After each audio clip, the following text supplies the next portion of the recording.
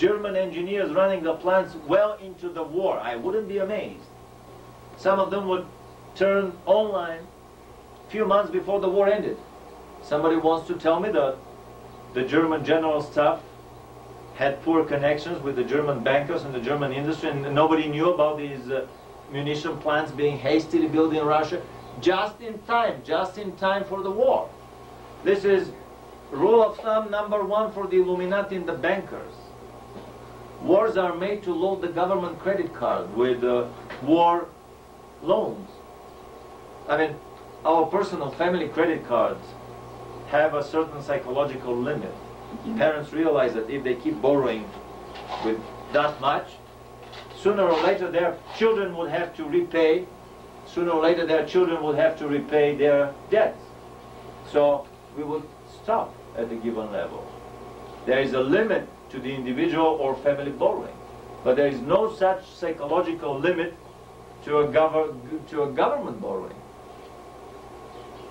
The ministers are in the government today, they are out tomorrow. Who cares about how are these deficits and all this money onto the bankers going to be repaid?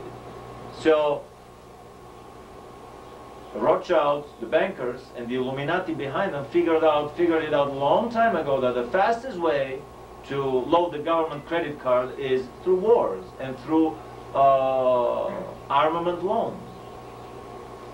But if you start the war unprepared, where one of the two opponents is a lot stronger than the other one, the war will finish in a week or in a month, and you won't be able to load the credit card that much. That is why you have to make sure that the two sides are equally armed.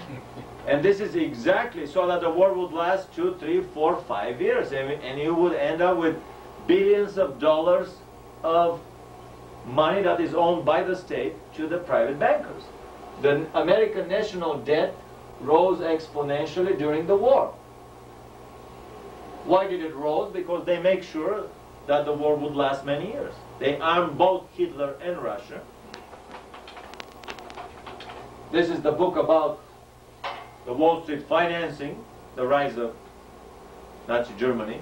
How many companies were doing business with Hitler during the war? About 150 American companies? 100 by 1936. There were 100, and they were the same companies you mentioned were arming the Russians. Exactly. The same companies that were arming the Russians were arming Hitler and were preparing for the future World War that was planned by the Illuminati probably 10, 15 years earlier.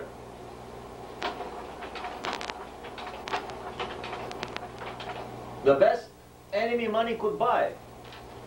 The whole Cold War was a smokescreen for all these years in order to clamp a tremendous security lid on the whole society so that the Illuminati can do with impunity all these secret projects that we'll be talking about here. All the giant underground cities, all the secret space exploration and so on. This is the most incredible drawing. The primitive Russian Petryakov 4-engine bomber, a flying basket, basically, compared to the B-29, the best strategic bomber in the world at the time. Under the wing of the B-29, we have the German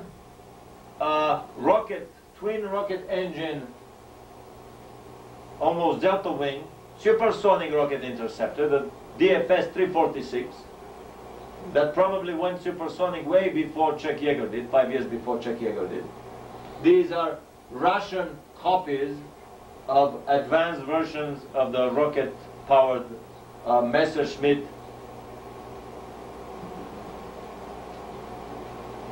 .263, the twin-engine rocket Messerschmitt. The Comet is a 163, the single engine. This is a twin rocket engine Messerschmitt. This is an even more advanced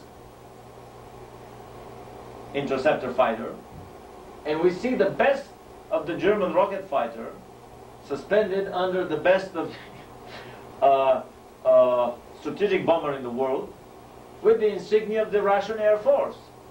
What a better example of a secret Illuminati transfusion and siphoning of information for which innocent or not innocent people like these Rosenbergs were shot to death for divulging American nuclear secrets to the Russians at the time when behind the scenes the Americans were arming the Russians to the teeth.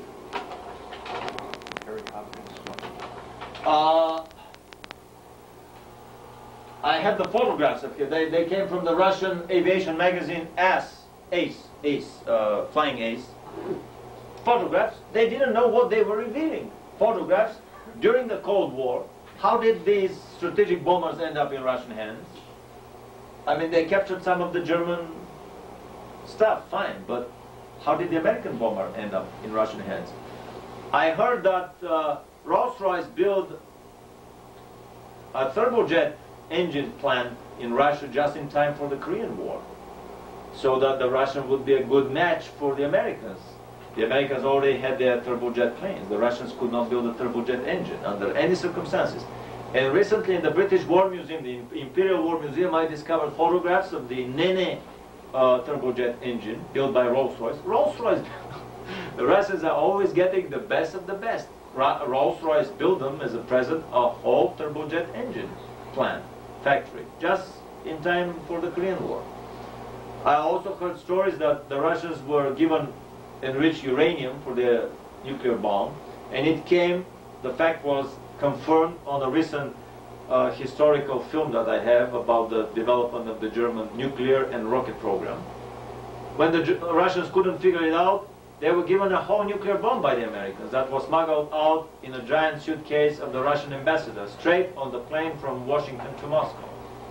The story is revealed in the works of Viktor Suvorov, an escaped GRU officer. GRU is the secret military intelligence. Later on, the Americans gave the Russians a nuclear submarine, because they were dumb enough to build their own one, to make them a real paper bear, a real enemy, a real bear, and not a paper bear. I mean, all this secret Illuminati arming of the Russians, it's not only the money, the best enemy that money could buy, it's the technology that was given to the Russians. I mean, if you open a Russian ICBM, you would find so many chips made in the West, you would find so many components made in the West. I mean, they have been secretly arming the Russians to make them a real enemy in order to have a Cold War, in order to claim this tremendous security that if you ask questions, they would shoot you first and ask questions later, in order for them to run their secret projects. The Spy magazine, with the incredible super secret